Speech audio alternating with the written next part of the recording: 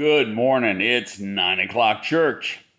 We are in the book of Exodus, chapter 3. I'm sure you've heard this story 100 times before. It's the story of Moses and the burning bush. Now, Moses is out in the flocks. This is before he goes back to deliver the children of Israel. He's out there, he's tending the flocks of his father-in-law Jethro, who just happens to be the priest of the community. And he gets up to Mount Horeb, and there he sees the angel of the Lord. And the angel of the Lord draws him aside to the burning bush, and out of the burning bush is a voice. And the voice has something very unique to say to start with. Take off your shoes. This is obviously the voice of God.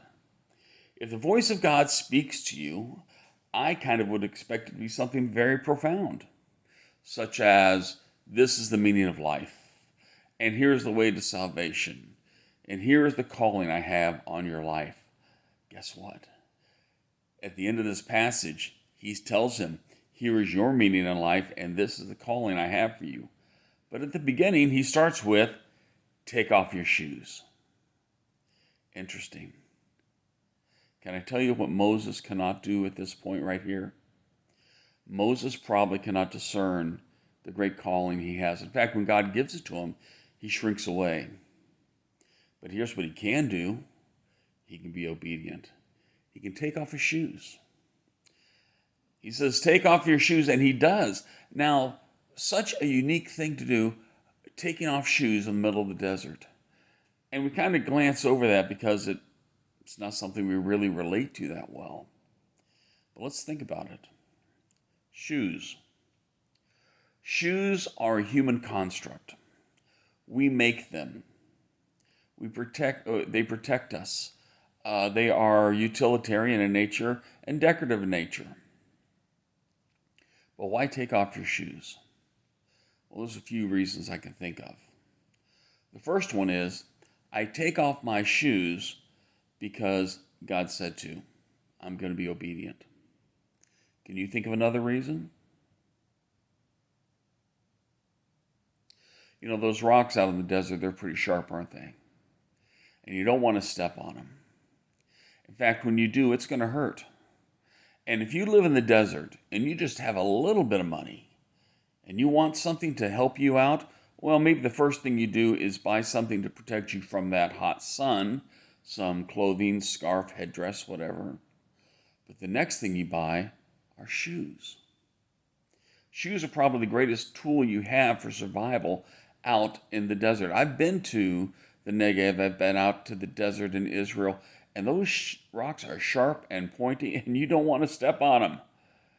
So shoes are important just for the basic, bare principle of survival. Also, when I take off my shoes, I am now in direct contact with creation. Not something I created with my hands out of God's goodness, but something that God made originally. Dirt, sand, rocks. And now I am connected with that. Do you understand how often in Israeli life things seem to be so connected? What blesses me blesses you, blesses the community, blesses the earth. What curses me curses you, curses the community, curses the earth. You know, there's an odd little section over there in the book of Jonah where the king calls for a fast. And not only are we going to fast, but the animals are going to fast. He says, we're going to cry out to the Lord. Not only will we cry out, the animals also cry out. What blesses me, blesses you, blesses the community, blesses the earth itself. Out of the dirt do I hear the voice of your brother, Cain and Abel. Everything seems to have that cyclical connection between it.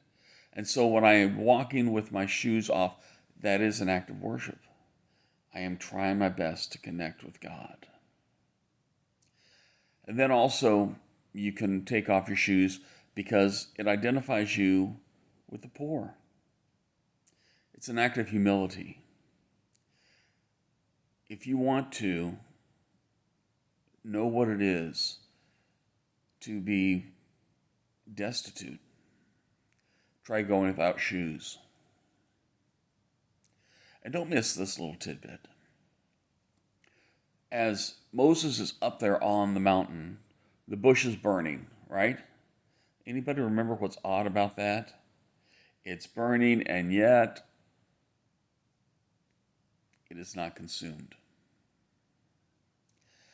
And out of that bush, we hear the voice of the angel of the Lord, very likely a pre-incarnate Christ. And fire, don't miss this, usually is a depiction of the presence of the Holy Spirit. And we hear the voice of God. Here we are, all the way back in the book of Exodus, with an image of the Trinity right there in front of us. And of all the things the Trinity wants us to know is, start here. Don't start with what you can't do. Start with what you can do. You can take off your shoes. You can worship.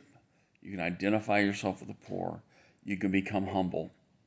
You can become connected with this world. And you can follow me. It's not very many verses after this, 10, 15, where finally God says, you go to my people. You deliver them. And when you meet them, you tell them, I am has sent you.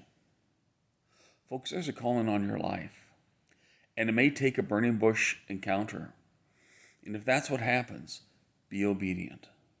Humble yourself. Hear what God has to say and act on it.